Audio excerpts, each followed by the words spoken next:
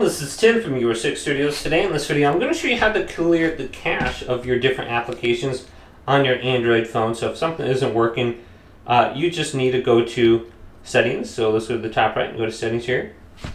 Scroll on down and we want to go to where it says apps. So let's just find apps under here. Here's apps. Now locate the app on your phone.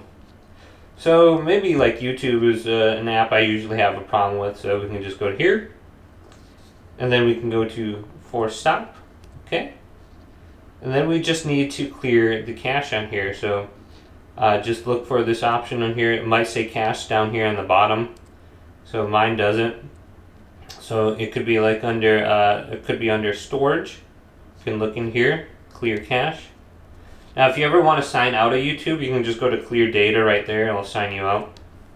So that's how you clear the cache. Hopefully this video did indeed help you out. Did, leave it a big thumbs up. And subscribe to my channel down below for more tech videos coming up next on Your Six Studios.